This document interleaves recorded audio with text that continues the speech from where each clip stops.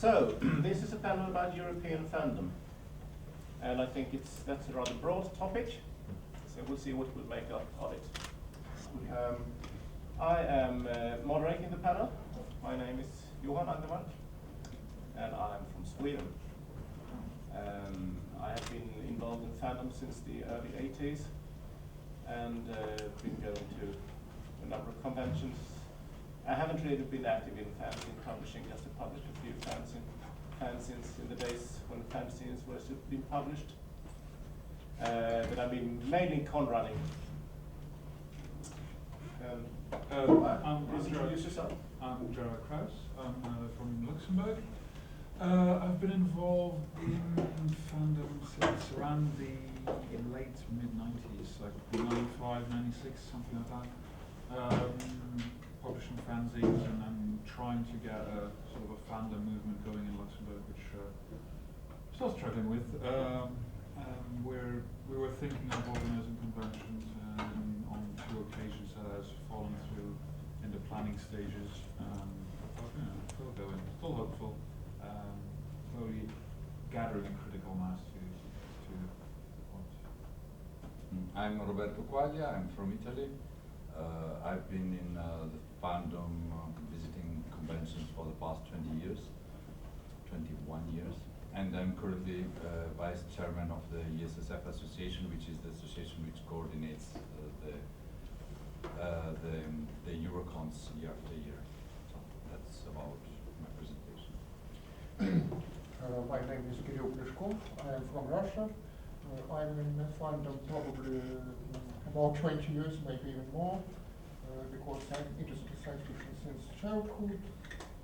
And I became a member of Soviet fandom when the first clubs appeared in Soviet Union. It was in mid-80s. Now I'm working in a publishing house. I'm a translator. I'm translating science fiction from English and Polish languages to Russian. Yes. Just a quick question, I take it for the purposes of this panel, European fandom means European excluding the United Kingdom and its environments? I don't know. Nobody has told me that specifically. But since we are at the UK convention, I think we would probably, if anything, be contrasting the rest of Europe with the UK. But I don't think we will be leaving the UK out. I would say the belonging of the UK to Europe or European Union, or it's an entirely British decision. We cannot decide. You have to decide by your own if and in which measure you're part of Europe. Moreover, this is a fanish panel. It's about fandom, and it's a small audience, so audience participation is welcome throughout the entire panel. You don't have to disguise as foreigners. If you have questions about Russian, Italian, or Luxembourg fandom, or Swedish fandom for that, or if you have stories to share your own experiences from Norwegian or wherever fandom, I mean, just Is there anybody from France here? There are a couple of French Canadians here. that's it. Is I'm 3 minutes from the border. almost. One thing I would like to do sometime is to draw up a map, a social relations map of European fandom. Which fandoms are in contact with other fandoms on a national basis? In Scandinavia, all the Scandinavian fandoms are in contact with each other and with British fandom, and to a certain extent with the American fandom, but not with any other fandoms. What about Italian fandom? Italian fandom, it's not very much in contact with other fandoms usually. I can speak very much also about the Romanian fandom, because actually I've been living in Romania for 10 years. Not the whole time, but most of the time. And actually, it happens that I know Romanian fandom even better than the Italian one. So here I can actually speak for 2 different fandoms at least. Italian fandom is very closed in a way, because most of Italians don't really master other languages, so they wouldn't travel very much in places where they wouldn't understand properly. It's also very split, like every fandom, in different parties which hate each other and What's they play feud? nuclear wars What's again. feud in Italian? Sorry? What is feud in Italian? Feud. The word feud. Vendetta. That's it. Vendetta. Vendetta. Yes. Yeah. Well, before vendetta, they have had to use the Italian word No, well, anyway, the point is that I noticed that the same thing happened, by the way, in Romania. So it looks like given a world, it doesn't mean if it is a planet with 6 billion people or a microcosmos with a few thousand fans, they immediately separate in two big parties which hate each other, plus a lot of micro parties which actually try to become very big, so to hate better themselves. What's happened in Luxembourg? In Luxembourg, is Not there yet. the same division? Not yet. I mean, do you hate other people in Luxembourg as much as? No, there isn't, as you can guess, there isn't a huge number of fans in Luxembourg. They can hate as well. There is that, yes. I think humankind generally, you define yourself by hating the other. Well, I don't do, but many do. Many do, like, that's less generalized. There isn't a huge amount of fans in there, and it tends to be like a biggish circle of friends at the moment anyway. The problem that we have is that that fandom is not organized, not yet anyway, and that fandom is generally not carried out, not advertised to the outside, because it is a relatively or strongly conservative country, and it is generally tutted to acknowledge that you're actually an active science fiction fan. It is okay to go to the cinema to see the latest science fiction blockbuster, but you don't go beyond that. You don't go around wearing Star Trek T-shirts or Star Wars jackets or stuff like that. But we're trying to sort of get people to at least in a fanish community, come together on a regular basis. I mean, a rough estimate would say that there's around 60 to 100 people that would consider themselves fans out there, but we haven't reached all of them just yet.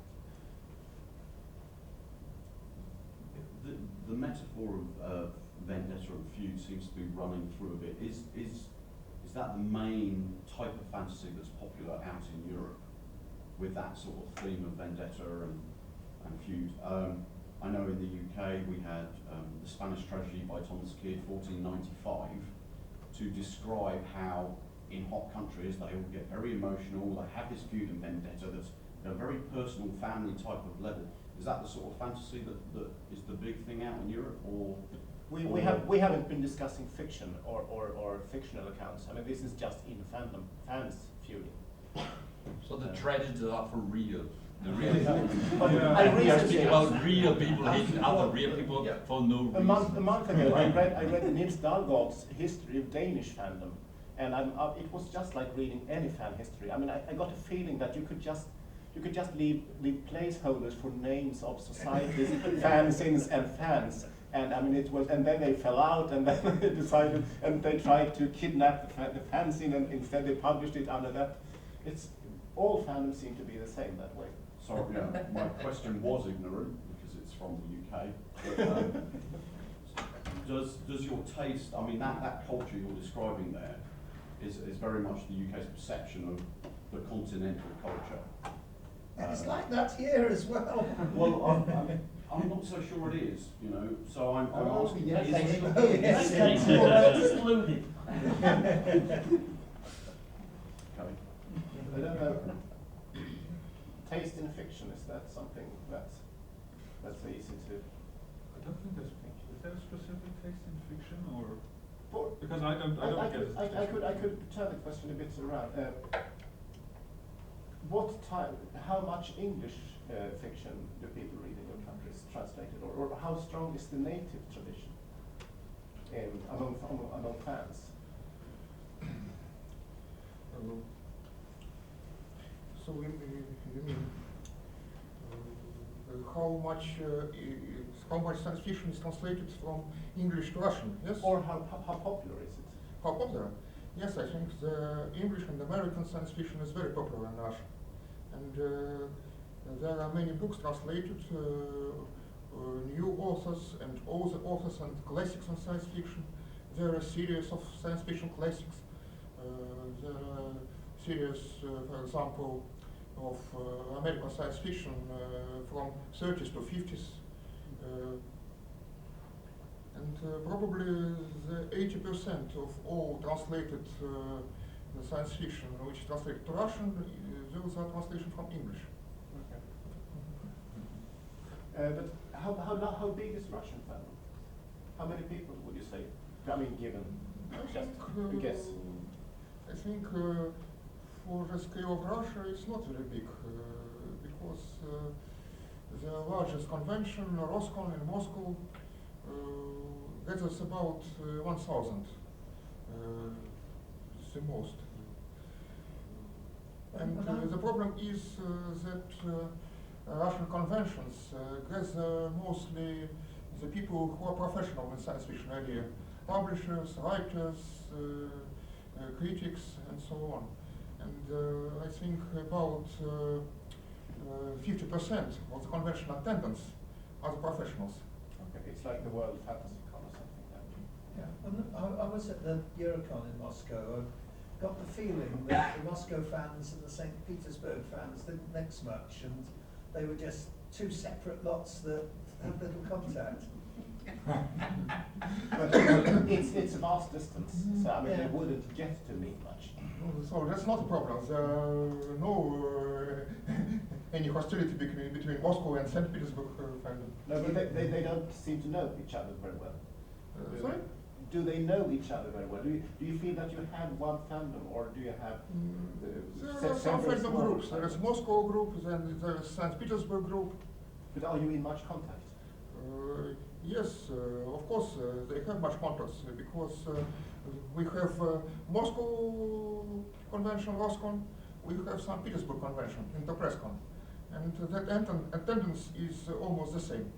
But the same people or the same numbers? About attendance of convents, about several hundred. Yeah, so you go to both? Yes. There is some crossover between the two conventions. More in Moscow, less in St. Petersburg. What about with the fantasy, the role-playing game, the Zelandcon, for example? I thought was reasonably established and quite big. Role-playing conventions. Real conventions. Role-playing conventions, yes. Are there role-playing conventions? How big are they? Role-playing. Role-playing. Playing RPG. with cards and Gaming. I was thinking of RPG, yes? yes, Yeah. I was thinking of Zelandcons. There are separate conventions for them. They are not combined with science fiction convention. And how is that in Italy, Romania, and well, Luxembourg? in Italy, the conventions are actually, they can still exist only because of media presence. So actually, role-play game, Star Trek fans, Star Wars fans, TV series fans whose names I don't even know. So this makes up the critical mass for being able to actually organize a good convention. To have the money to invite guests and so on. And then the literary part is shrinking as the old people are dying and the new ones are not really born. So it's shrinking and shrinking and shrinking. So actually it's like you have this big, sorry? You need to have more sex, then you get more Oh, with less precautions, this is the problem. It's always difficult to find the right. Do these groups see each other as parts of the same fandom, or is it very, very separate? I personally don't. So I think it's quite individual. There are some people deceive themselves into seeing themselves of the same, as part of the same world. But in a way, they are really different worlds, because you have a world of people who actually mainly write and read books, and people who actually never read books and just watch TV. I mean, you want it or not, they are really different worlds. But I mean, after a while, you become even friends. But yes, I tend to agree with you in most respects. But at the same time, this convention, for example, has programming all over the map. And what we've only begun so far, but I mean, it seems to work. I mean, this is one fandom, although it's. But here is some, very some of balanced. the people here are not have no mutual interest except going to the Eastercon. But I feel that, for example, a British convention is very, how you say, balanced. So there are very big, every sphere is very big. Now we're speaking that in Italy, 90% is just the media part. So actually people interested in film. So the writing ones, there may be 50 people in a convention, maybe of 800 or something. So actually, it's really a little part. On the other side, you would ask, why would the media people like the literary one to be there? Well, actually, because it adds a little bit of prestige, because the books, in a way, are still some kind of symbol. Actually, I don't know why they still want us. They still read books, some of them. Some of them, Just yes. as Some of them, just, yes. There is just yes. as most of us who read books actually do watch TV. Yeah, yeah, of course, So- of course. There are overlapping areas. That's true. That's true. I was a little bit radical in my point, but. I'm trying to be moderate here because I'm. But actually, I've been to a Eurocon once where everybody was just going around dressed in beautiful dresses, and I was there saying, "Oh well, did I miss something?" You know. It was actually the convention in 2002, the Eurocon in Heathrow, which was a little village in the Czech Republic, which was a great Eurocon because being in the middle of Europe, people from actually a lot of countries came all together, more than in other Eurocons. But the climate was very surreal since the village was actually really little. So many people had even to commute from other villages because there was not enough accommodation in that village. However, since the village was very little, the local tribe who was living there disappeared in their houses, as in the roads, only people with big, strange dresses like from Star, aliens and other stuff were going through the streets. So actually you see an entire town which seems full of people completely mad. This was the impression, because there was no normal person around. There were some normal people with strange badges like this one, but most of them were dressed in strange clothes, because that was another case where 90% was media presence. So actually people, it was more than 1,000 people. So actually, okay, it was just a little bit of surrealistic picture. Which non-UK conventions would you recommend people to go to? I mean, if any, I think there are one or two Brits here in the audience. Yeah, that's one. Where, if they, I mean, this is probably stupid audience, because most of you are foreigners, and the ones of you who aren't are people who go to foreign conventions anyway. But if we pretend that these are neophytes, I mean, there's one or two there who haven't been to a non-UK convention. Which conventions would you recommend them to go to, of all the conventions you normally go to in the rest of Europe? And Sharon will get a recommendation in a minute. I'm not sure it will be very interesting for foreigners at Russian convention, unfortunately. I enjoyed the Eurocon. You have been at the Eurocon. Eurocon's the obvious I one. enjoyed the Yeah, I think Eurocon. the main problem is language problem. Почему? Не понимаю. Я понимаю тоже. Русский я понимаю. Okay.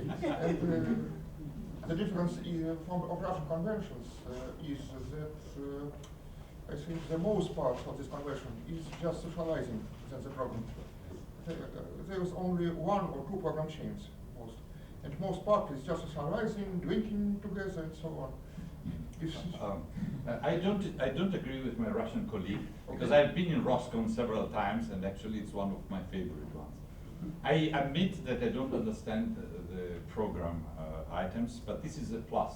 So I don't have a sense of I don't have a sense of guilt for not attending that. Because in other countries like here or Italy, I always feel slightly, not very much, guilty for the fact that I don't really attend conference items. Since my very deep belief is actually that the real convention is on the bar, you know, with the beer and talking with people, so that the communication flows bidirectionally in a very symmetric way. Because I really hate, you know, this paradigm of some people talking to other people who has not the right to talk if they don't book, you know, the right. So actually, personally, I really like the completely symmetric communication of the bar. In Russia, I am a sense of guilt-free, so I don't really have to justify myself not to go. I can spend the whole time drinking. So in in alcohol veritas, so actually while you drink very much, you get very close to a lot of people there. Of course, this is a convention that nobody should ever attend if they cannot afford drinking. And after a bottle of vodka, we all speak the same language. Absolutely, But on absolutely. the good side, drinking in Moscow is not very expensive compared with here. And this is another advantage. Here is cheap. And they have good vodka in Russia. as And opposed the more to you most drink, other countries. the less is the English problem. Yes, I can swear the first convention that I made in Russia, I became a very good friend of someone I didn't even exchange a single word that could not be understood. So actually, in 3 days, we have drunk very often together, very much. At the end, we were friends. I was feeling it, you know. But we never understood a single word of what the other. I mean, it was all non-verbal communication. You know, what Slavic already. What was her name? So we have one vote for Roscoe. Unfortunately, it was a man. We have one vote against Roscoe from the Russian. We have one vote for Roscoe from the Italian and one against Roscoe from the Russian. So now we are zero. What about, It's completely done. what about Fuji last year? Fuji. Well, you should say you were there. I and, enjoyed it. Yeah, well, I like the wine and Yeah, the there beer. were tons of it. and That- the that- food that- and- For me, it's not That was exotic. a- I cannot recommend it. That was a one-time convention. I think regular conventions are easier to revisit. Well, no, they have the convention there every year. They do that? It's just, Yeah, it was it's every hosted in the year. Eastercon. I enjoyed it. I thought it was great. Mhm. I think that they say that there are people coming from all parts of the world to the Fuji, but the most trekkies that go there, the media fans like to go to the Fuji convention. So I think Most that- of the people are media Yeah, yes, but media. I know that they've been running it for about 10 years or more. There is a big people watch a lot of TV in Italy. What's They are very efficient. What's good about the Fuji? What's good about Fuji? So food, it's good because Italy has some. The place is very nice. It's a place where a resort where the people go for vacation. There is even the most famous water of all Italy there. I And didn't drink the water. you didn't drink the water. No, you had the beer and the wine. Yeah, this is the problem. You cannot really drink everything. You know, you have to make selections, and something has to be said. And then, yeah, these are the main items. If you are for Star Trek, Deep Space Nine, and other TV series, they always invite a lot of actors, directors, people of this kind of world. So actually, you will be able to meet big stars. But it's a fan-run convention. It's not a commercial convention. It's a fan-run convention, absolutely, absolutely. But since it's well attended, they have enough funds to invite some big names, but all in the media field. So actually, they would always typically have perhaps one writer and 5 actors, something like that. So I would say if you're interested in the writer part, it's not that intriguing. If you're interested in the media part, it's very interesting. Or in And the eating part. in the eating part, of course, because actually they made very good conditions for, let's say, a all-inclusive package where you have the hotel, the program items, and all the food, and especially all the drinks that you Yes. want, which is very rare, because it's very rare that they even give you all the drinks, and we speak about very good Italian wine. So I mean, this part, this sensual part, is to be considered by choosing that. Gerard, have you been to any conventions outside of the UK? Yeah, mainly, well, the couple of people that I know, I haven't personally been to ones in Germany, but it seems that most of the fans from Luxembourg flock to the conventions in Germany. FedCon being probably the biggest one that they seem to flock to, although I understand FedCon is mostly a Star Trek convention. There are a couple, because gaming and fantasy gaming, particularly live role-playing, is really big in Germany, and Luxembourgers tend to flock to that to a certain extent as well. And there's a number of conventions throughout the year. There's the RPC, the role-playing convention. There's the, of course, the board gaming convention Spiel in Essen. Luxembourg is oriented towards Germany rather than towards Yes, France, as Fandom goes. Yeah, I think that a lot of the people, at least a lot of the fans that I know that go to German conventions, find it easier to go to Germany and communicate in German, because German is much closer to the Luxembourgish language. What about Benelux cons? Yes, the Lux and Benelux means Luxembourg, remember? Yes, we're at the tail end of that Benelux thing there, yes. Again, not a lot of people flock to Belgium or The beer's No, really no, good. no. is in Belgium this year, as you know, in November. again, not very many people. Because you're the first Luxembourg It's fan I've ever met. October. That I've met in my years. And Well, there's not very many of us. I've You know, never it's, met Luxembourg. I get that Nice everywhere I pizza. go. But no, not a lot of people do go to. People tend to flock east to Germany, and the Dutch, the Belgian, or the French cons are pretty much ignored by the Luxembourgish fandom, which is sad because there is a wealth of science fiction and fantasy coming out of those countries. I'm thinking particularly of bande dessinée, which is really the most important influence from the French-speaking countries, but there tends to be in sort of snubbing of the. Yes, I'm quite ignorant about the language situation in Luxembourg. You speak Luxembourgish. We speak Luxembourgish, Luxembourgish, Yes, we speak and- German, French, from Okay. we learn 3 languages in by the time we're 7 years old. Okay, so we you- learn 3 languages, and then English comes in high school, and more people will pick up Italian or Spanish in Yes, high school as but well. you so- could, I mean, it wouldn't be a big problem for you to go to French-speaking countries either. No, it wouldn't be a problem. It's just that a lot of people in Luxembourg prefer to speak German because it is much closer to Luxembourgish, and because they feel, I don't know, they feel There's a insecure language about their affinity, friend. which is why because I've never been to a German convention. I'm talking to Thomas about this. I've never been to Germany. Yeah. I've been to all the countries around the country, which is why I bumped into you. How's Flemish compared with Luxembourgish? language? There are similarities, but I mean, I can understand Flemish, and the Dutch are always surprised that I can understand Flemish and Dutch, but I wouldn't be able to speak it because there's certain differences that are. Normally, if you Pure as well. know German and English, Dutch is a problem. I mean, just to make Yeah, sense. just that. But there certainly are. There certainly are conventions like Nantes, Utopia Land in Nantes, and what's the one really close by called? Epinal, that's the one. Epinal in Nantes, yeah. Yeah, Epinal and Nantes are the 2 big conventions that I know of in France, and they are pretty unknown to other fans because again there is this insecurity about speaking French. It's like They're very insular. we can't really speak French. Is the feeling that they have, so they prefer to go to the German I think conventions. the rest of the world outside of France feels that. Michael? I have a question for you from Luxembourg. You said you had tried to organize conventions, but they failed. What was the scope of the conventions? How many were you planning for? Well, the first one we tried to put together was one gaming society, mostly war games, card games back then when Magic and Legend of Five Rings was really big. There was a Star Trek fan club, and there was the now Science Fiction and Fantasy Society of Luxembourg. And it fell through because because the gaming club had their treasury stolen at the last 3 big things they've organised, so they were really insecure about, we're not going to invest in that because we need security and we need the security services there, and we need to guarantee that we're not going to have our money stolen and those kinds of things. So they were really blocking.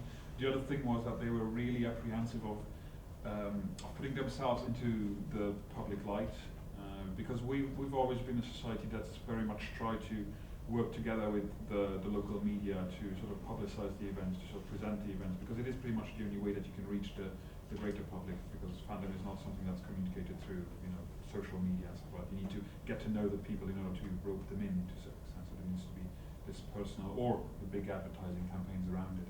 And they were really worried that the public was going to point fingers and laugh at them, so they're sort of closet geeks, nerds, whatever you want to call yourself. But they were really afraid of this whole the public exposure of their hobby and the ridicule that might or might not have ensued with it. We were always okay with the ridicule of the ignorant, but they weren't. That used to be a problem everywhere 20, 30, 40, 50 years ago, depending on where you go. I think How did the rest of the world solve it? I can't remember. I think it's more important to Luxembourg because everybody knows somebody who knows Yes, it's a somebody small else. country, It it's is a the small really country. small country. I mean, Yes. there's 400,000 to 500,000 of us, and Bob's your uncle basically. So you always have somebody somewhere that knows somebody that you know, and it is quite ridiculous. I remember because we are across the media. We are literary, gaming, video, TV, everything. And we used to promote live role playing as well, and we did get on TV, and there was this sort of introduction to the segment was, oh yes, and here's this group of young people who do this really interesting thing, and there was a sarcastic comment at the end, oh yes, we used to do that same thing, we played Lord Arthur or King Arthur in the haystacks when we were 6 years old, sort of like infantilizing the hobby to a certain extent. And I think that's where the fear of that particular society came from, and other events have fallen through because people haven't really had the time. I mean, I've just really, in the last 2 years, come back to Luxembourg from studying and doing research, and not a lot of people sort of try to push the agenda as far as I'm concerned. I'm hoping to push it further, but it is really slow going. What do the Eurotrotters in the audience say about other European conventions? Well, I think Sharon was first. Yes, just turn around so the audience can hear me. Yeah, I've been to a large number of conventions in different parts of the world, and one of my all-time favourite conventions is FinCon. Like Eastercon, it moves around the country, so it's not in Helsinki every year, but the Finnish railway network is actually quite good. I have to say that the Finnish fans are finally getting around to separating their science fiction convention and their anime convention, which probably means that we won't see any more 8,000 person conventions like they had in Helsinki last year. But still, FinCon is very well organised. I'm expecting a couple of thousand people in Vascular this year. They generally have some really good guests. In fact, one of the reasons we had 8,000 people last year was George Martin was the guest of honour. This year we've got Ellen Kushner and Pat Cadigan. And next year is Richard Morgan and I can't remember the other one. But it's a great convention. The Finns all speak perfect English, so there's no trouble. Where will it be? It's in July. It's in late middle of July. Yeah. Is Well, it just middle. Gala? Is it just Gala? Where is it the year after? Is it Tampere. Tampere? Yeah, The year after, is it Turku or Tampere? Do we know? Tampere. Tampere. That's easy to fly to by Ryanair. Yeah. Right? Turku has bowed out for the recent future, trying to manage a generation shift. So yeah, it's a great convention. They organise it really well, and they have sauna. It's the only convention I know where you can get to go naked with the guest of honour. You don't have to. No, you don't have to. It's not One nice thing about many foreign conventions, if you are one of the few native English speakers, you will have, people will want to speak to you, and you will easily, you will be able to get a table, a nice table at dinners and stuff like that, because foreigners always form a small congregation at foreign conventions. You have all the native fans, and then there's a small bunch of foreigners. Sure. But one of the good things about FinCon is because they get quite a lot of people coming in from the other Nordic countries, they do a fair amount of programming in English, because nobody except the Finns speaks Finnish. It's completely mad language. Do not try. The Estonians do. There you go. Estonian. Yes, but the Estonians do because they have had so much Finnish broadcasting. If from scratch Estonians can understand a smattering of Finnish. Carolina? Yes, I would say a good convention. All the Nordic countries actually, I think is kind of good. There's a very good convention coming up in Sweden next year, I've heard. Yes, and Eurocon is a really good convention to go to if you want to go in other European countries. Yeah, Stockholm next year, going to be fabulous. But the other convention I wanted to recommend is one I went to for the first time last year, which is the one that Gerard mentioned in Epinal. Epinal is a lovely little town on the Moselle near the German border. It's 2 hours by TGV from Paris, so it's really easy to get to. And it's run in conjunction with the local authority. Epinal was essentially the home of bande dessinée. One of the very first comics publishing companies was in Epinal. I think it was something to do with them having the right stone to make the lithograph plates. That's all like disappeared now, but they still have a museum of comic art. And because of this, they wanted to have a convention that would do that sort of thing. So the town council themselves organised this convention. They worked with the French publishers and French fandom to get this thing done. It's in a public park by the river, mostly in tents. But it's in the end of May, so the weather's really good. And they get about 10,000 people there because it's free. The town council pays for everything. There's this huge great tent with sort of tables down the middle, selling books and doing signings and things. And lots and lots of action there. And actually, I found the French people very friendly. There's very little English language programming. And there might not be any. Well, no, there will be some because they always bring over people from America, and those people obviously don't speak French, so they'll do half a dozen programming items in English. So there's stuff to attend, but the food is fabulous, the wine is fabulous. It's the only convention I've ever been to that has their own label wine.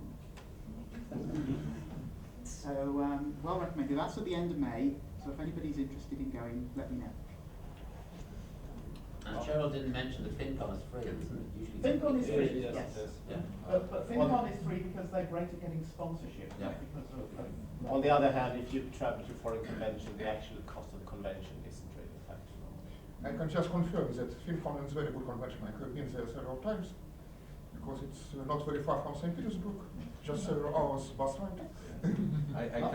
I can witness actually myself that I have been there when FinCon has also been Eurocon some years ago, I think in 2003. It was a great convention, really very well done. And actually, speaking about that, if somebody of you has or wants or plans to lose his or her virginity with foreign conventions, I mean, has never been outside the UK in a convention, I would recommend Eurocons. Because Eurocons is the safest way in order to try with a foreign convention in Europe. Since usually people would prepare also specific items and helps, for people that would come from abroad, because usually national conventions always tend to lack to assistance to foreigners due to the fact that often they don't have any. So in Eurocons, there is a specific request from the European Citizen Association to the organizer to provide as much assistance and so to the tenders from other countries. So actually, if somebody has not by chance yet visited a convention outside the UK, I would highly recommend to start with the Eurocon. And the Swedish one will be one of the next ones. There will be the Polish one next year. The Tricon. Polish one this year. Yeah, this year there will be the Polish, Czech, and Slovak. So it's a Tricon. Actually, it's a convention exactly between three countries. It will be quite convenient from the economic point of view because it's a place where the beer doesn't cost as much as here and far less than in Finland. Finland has this only downside that it's very, very expensive. Actually, the price gap between Finland and the UK has diminished. Yeah? Yes. Yeah, I mean, the price because of the pound. Yes, and also because of the prices here. So actually there will be in August this the Eurocon. The exact location, it's a name that I can't remember, you would find it on the internet. And sorry? Czechia, the location. Czechia and Cheskitism, yeah. Yeah, okay, I trust you. The Tricon is easier to find. Yeah, if you look at Tricon, There's a flyer on display outside. Yeah, exactly. And then in 2 years, that will be Sweden. Stockholm. I made a little bit of advertising, but I think this is for your own good. It's for your own safety. Oddly enough, it's not yet the SWECON, is it? Because you've got to go to Gothenburg next year to get the SWECON. You've got the Eurocon, you've got the SWECON. Yeah, it's weird. If the Eurocon doesn't get to be this Swecon, I mean, you can. Well, that's Well, then we will have You two mean you'll conventions. condense it down? Will you condense it down? No. Sorry, It's it's a joke, completely. I'm It sorry. will be this Swecon. No problem. What would you say about the future of fandom in your countries? Will it be Star Trek fandom, or how do you see the fandom as we see it today? both literary fandom and also, I mean, the sense of tradition, the sense of, I don't know whether in your countries, do you have a feeling that your fandom goes back to 1930 in the US? Do you feel part of the same tradition, or do you, is it a completely independent fandom that has started and evolved independently? Well, we've got a big name to live up to. Yes, you do. Just goes back, just putting it out there. But yeah, we certainly sort of try to bring the name in, try to bring in as a celebrated figure that's, you know, a son of the country, so to say. Yes. So he's showing up regularly. There's going to be, for those of you interested, there's going to be a big exhibition held in Luxembourg in his honor, basically looking at his Luxembourgish roots and celebrating his life, and then going back to how Luxembourg has started, or when Luxembourg started celebrating him as a Luxembourgish. Who's this? Sorry? Hugo Gernsback. Hugo Gernsback. Oh, It's an American magazine. Oh, yeah. The Okay. publisher as well, and general father of science fiction. Yeah. Yes. He was from Luxembourg. No, there you go, see. Yeah, so basically we're tracing his life from Luxembourg to his death, and then on to the celebration of his life and his achievements internationally, but also particularly in Luxembourg. From the fandom point of view, I mean, we don't have very much production going on inside Luxembourg. I think there's one anthology that was published in the early 90s. There was one national literary contest that was on the topic of the fantastic, which has an anthology published, so that's the two texts we have. But as far as fandom is concerned, I don't think there's very much discrimination going on. You'd have trackies that acknowledge that they're also fans of more classical literary science fiction or But fantasy. do they feel connected to US fandom? I mean, in Sweden we are very much aware of, I mean, the core circle of fans, we're much aware of the fandom started in the US in 1930, and Swedish fandom wouldn't have evolved the way it has if we hadn't been the sort of offshoot of the same route. We had a parallel UK fandom around then. Yes, I mean, we had proto-fandoms. I mean, as Lars Sternberg told you, we had proto-fandoms in Sweden that started independently, but fandom as it is today is very much a product of international fandom. Yeah. Well, Luxembourg's organised fandom had one spark in the middle of the 80s, where Perry Roden fan club rose up and published a fanzine that got to be relatively big in Germany. I mean, the main selling area was Germany for that fanzine. That fell apart because of family commitments and the usual things that happen. And there hasn't really been much of a thing since then, but they are, or at least the one person in there is still active in German fandom, but he's almost exclusively in German fandom now. He was made aware that there is Luxembourgish fandom, and he's sort of supporting our efforts, and he's really enthused by the fact that there is a new fandom movement in Luxembourg, but so far, as I said, we're moving slowly. What about Italy and Romania? Do the fandoms there feel a part of international fandom, or do they feel as separate national Well, I think that networks of? Well, they don't put, I think they don't put themselves so much the problem, in the sense they just interact between them. On the other side, in Italy we have now a very, very good portal for science fiction, which is fantascienza.com. This portal has actually meant very much for Italian fandom. I think that Italian fandom is quite big, but it doesn't really come together. So when you have the convention, you have probably only 50, 100 people dealing really with science fiction coming together. But the portal is a gigantic portal, it has thousands and thousands of accesses, and actually it means that in the country there are a lot of fans, a lot of people who are interested in the genre. We simply then don't go to the convention, they don't come together, but they are a reality. So actually they don't put themselves the problem about outside. They don't probably even feel part of the fandom, but they are, because the portal takes them all together. They comment the issues that go on, they participate to discussion lists and other stuff. Then they simply don't move physically to go somewhere. So it's very invisible. So I think in this sense, the fandom is growing, even though when you watch it, it's shrinking. This is very much science fiction. The fact that as the less you see it, the bigger it becomes. Or maybe that's just only an illusion. I don't know. My personal illusion. And in Romania, actually, since I'm also Romanian, actually I remember.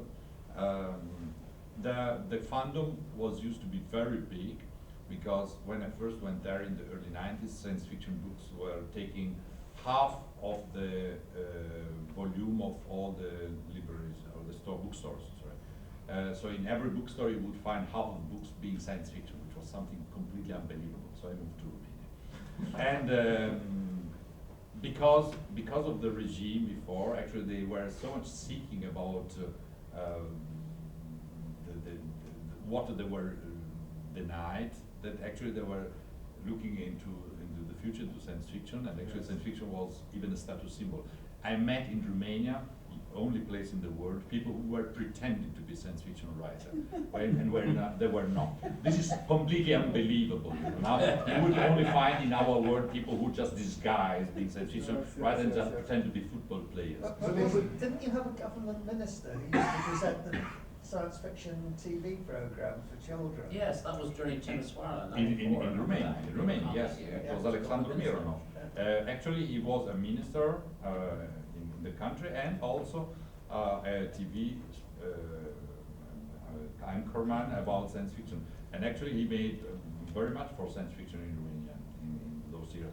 And actually, he was also behind one of the best Eurocons that ever happened, which was in Timisoara in '94, which was an impressive, really impressive Eurocon, very well organized, very international, with a lot of attendance, and absolutely superb laser show on the last event, which involved 10,000 people. Okay, they didn't know exactly what was going on, but there was, after all, 10,000 people there. You know. So, I mean, you cannot do miracles, you know, you can only represent them. You know? So it was a good representation of a miracle, 10,000 people at a convention. So actually, Romania, it was very popular at that time. Science fiction and fandom was very big. Now it's shrinking very, very rapidly. So it's like there are no new forces. So actually, it's the usual pattern, and most people now are just into going. They're just interested in making careers and becoming employee of big Western multinationals. And Progress. yes, that's progress. Yes, and therefore they made mortgages to buy apartments, because the market of flats tripled in a few years, and they learned from the West that they must make debts. So they made debts, and now the market has shrunk 50%, and they are not very happy. Prosperity. This is What about Russia, to wrap up? I think the main problem of the Russian fandom is that it is growing older.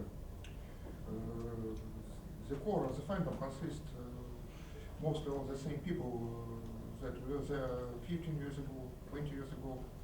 Too few younger people come to fandom now. Maybe it's just because young people don't like to read books at all.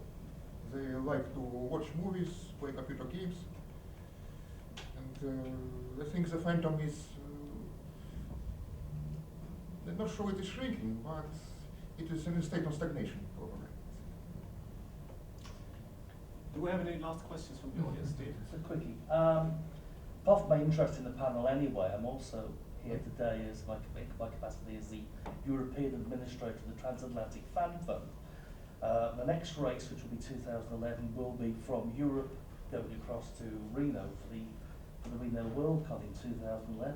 And I'd just like to say, if anybody here who's from the UK or outside the UK, from Europe, would like to talk about standing for next year, please come on and grab me this weekend, because I would love to see somebody not from Northern Ireland and the British Isles stand again next year.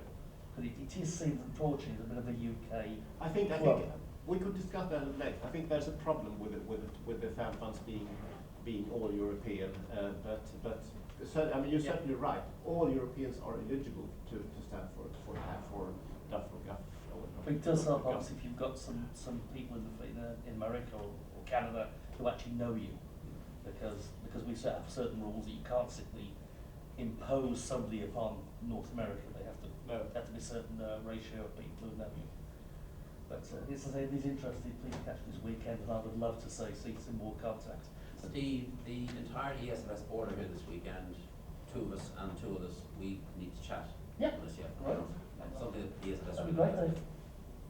Okay, a hand of applause for the panel.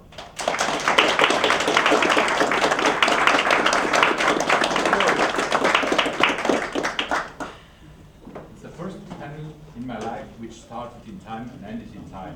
What's happening? I love having 10 minutes for drinks and toilets. So I make point of trying to grab them up on time. Yes.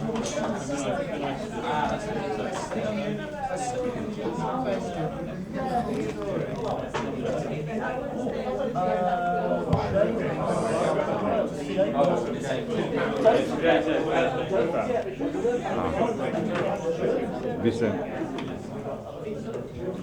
So I met the NC and they said, no, no, this is what Chancellor is doing. This is